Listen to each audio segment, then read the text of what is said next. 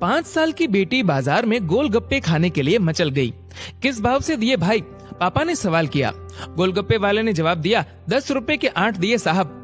पापा को मालूम नहीं था गोलगप्पे इतने महंगे हो गए हैं। जब वे खाया करते थे तब तो 5 रुपए के 10 मिला करते थे। पापा ने जेब में हाथ डाला, 15 रुपए बचे थे। बाकी रुपए घर की जरूरत का सामान लेने में खर्च हो गए थे। उनका गांव शहर से दूर है। 10 रुपए तो बस के किराए में लग जाने हैं। नहीं भाई, 5 रुपए में 10 दो तो ठीक है, वरना नहीं लेने। ये सुनकर बेटी ने मुंह फुला लिया और बोली, अरे अब चलो भी पापा, नहीं लेने इतने महंगे। पापा के माथे पर चिंता की लकीरें उभर आई। अरे खा लेने दो ना साहब, अभी आपके घर में है तो आपसे लड़कर भी खा सकती है। कल को पराए घर चली गई तो पता नहीं ऐसे मचल पाएगी या नहीं। तब आप भी तरसोगे बिटिया की फरमाइश पूरी करने को। गोलगप्पे वाले के शब्द थे तो चुभने वाले, पर उन्हें सुनकर पापा को अपनी बड़ी बेटी की याद आ गई, जिसकी शादी उन्होंने 3 साल पहले एक खाते पीते पढ़े लिखे परिवार में की थी। ससुराल वालों ने पहले साल से ही उसे छोटी छोटी बातों पर सताना शुरू कर दिया था।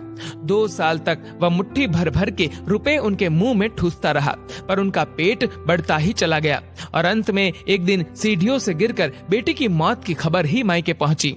आज वह छटपटाता है कि उसकी वह बेटी फिर से उसके पास लौट आए और वह चुन चुन कर उसकी सारी अधूरी इच्छाएं पूरी कर दे, पर वह अच्छी तरह जानता है कि अब ये संभव नहीं है।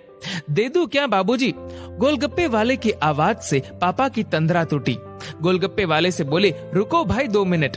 पास ही में किराने की दुकान थी जहां से उन्होंने घर के लिए जरूरत का सामान खरीदा था। वे तुरंत उस दुकान पर गए और खरीदी गई 5 किलो चीनी में से 1 किलो चीनी वापस की तो 40 रुपए जेब में बढ़ गए।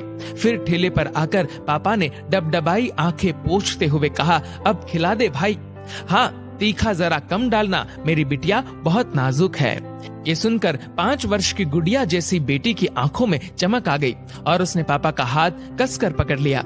जब तक बेटी हमारे घर है उसकी हर इच्छा जरूर पूरी करे, कोशिश करे उसे हर संभव खुशी देने की। क्या पता शादी के बाद उसकी कोई इच्छा पूरी हो पाए या ना हो पाए।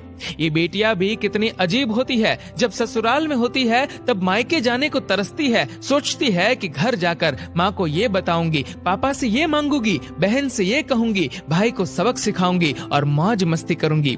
लेकिन जब सच में मायके जाती है तो एकदम शांत हो जाती है, किसी से कुछ भी नहीं बोलती, बस माँ बाप भाई बहन से गले मिलती है, बहुत खुश होती है, भूल जाती है कुछ पल के लिए पति और ससुराल, क्योंकि एक अनोखा प्यार होता है मायके में, एक अजीब कशिश होती है मायके में। ससुराल में कितना भी प्यार मिले, माँ बाप की एक मुस्कान को तरसती है ये बेटियां।